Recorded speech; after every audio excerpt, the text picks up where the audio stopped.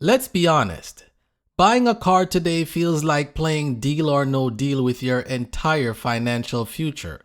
You walk in thinking you're getting a car and walk out with a 30-page loan contract and a payment that sounds like rent.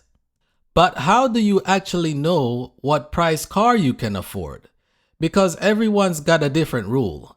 Dave Ramsey says one thing, the Money Guy show says another. And then there's your cousin Daryl who swears his $900 truck payment is an investment.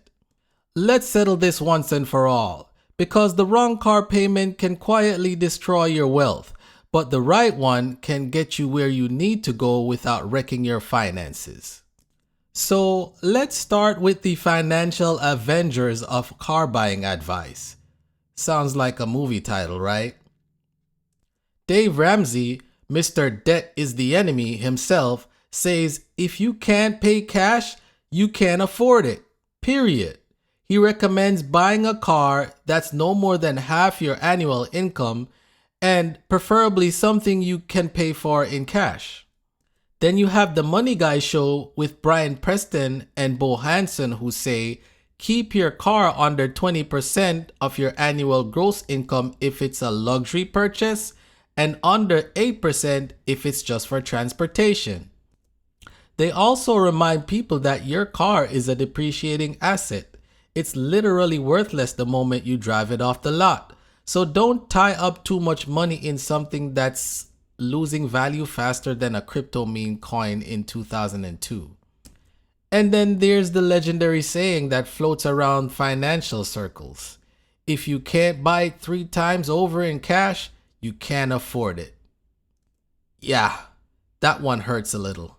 By that logic, most of us can afford maybe a used scooter on Facebook Marketplace. But here's the truth. Most people can't pay cash for a car 3 times over. They're not trying to flex with a Lamborghini. They just need something that doesn't break down every time it rains. Maybe you've got a long commute, work Uber or DoorDash, or live somewhere where the bus comes once every presidential election. So, what's realistic? Here's a solid middle ground rule. Keep your total car payment under 10% of your take-home pay. Keep your total transport costs, including gas, insurance, and maintenance, under 15%. Let's do a quick example. If you bring home $4,000 a month, 10% means your car payment shouldn't exceed $400 a month. Add in insurance and gas, and your total transportation budget should stay under $600. If that number doesn't get you into a new car, that's okay. Used cars are your best friend. They've already taken the depreciation hit. You just swoop in and grab the value. Think of it like dating. Let someone else handle the brand new phase where everything is expensive and unpredictable.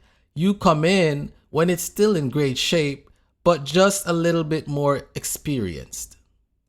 Now, depreciation is the silent thief. Cars lose value faster than your motivation at the gym after New Year's.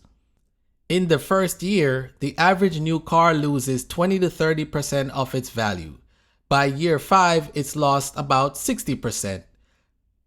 So that $40,000 car you finance, it's worth maybe $16,000 while you still owe $25,000. That's how people end up upside down, owing more than their car's worth. That's why the money guys love used cars with low mileage and solid reliability scores, because depreciation has already done its worst. And you're getting maximum car for the money. Dave Ramsey will still tell you, pay cash for a beater and upgrade later. But for real life, if you need something newer and reliable, you can finance, just within reason. The key is not to turn a need into a lifestyle trap. Let's make this super simple. Write this down. Affordable car price equal annual income times 20%. Example, if you make $60,000 a year, your affordable car price is around $12,000. And if you absolutely must finance, Don't go longer than 3 to 4 years. If you need 6 to 7 years just to make the car payment work, the car is too expensive, period. Because if your loan outlives your excitement for the car, my friend, you've made a mistake. Let's be real. Cars are emotional. They represent freedom, success, and the main character energy. But emotion is the number one reason people overspend. The dealership smells like new leather. They say it's only $599 a month, and suddenly you're financing 72 months on a car that'll be worth half that in 3 years. Don't get hypnotized by the monthly payment. Always look at the total loan amount and the interest paid over time. Because while your car might be new, your debt isn't, and it's gonna ride with you longer than the car does. Now let's look at some real-world scenarios. If you're a delivery driver, you need reliability, not a dream car. Focus on something fuel efficient and affordable, maybe a Toyota Corolla or a Honda Civic. Pay it down quickly, then upgrade later. If you have a long commute but love tech features, instead of a new Tesla, maybe a 3-year-old one or a hybrid that's certified pre-owned.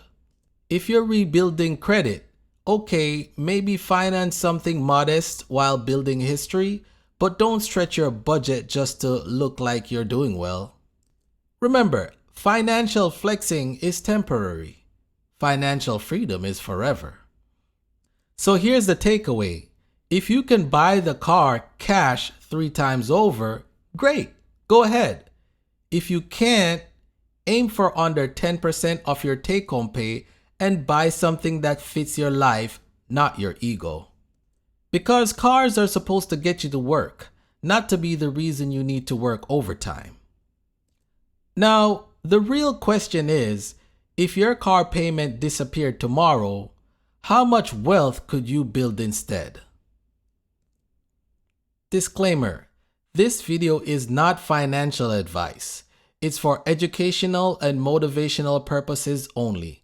Always do your own research or talk to a qualified financial professional before making major money moves.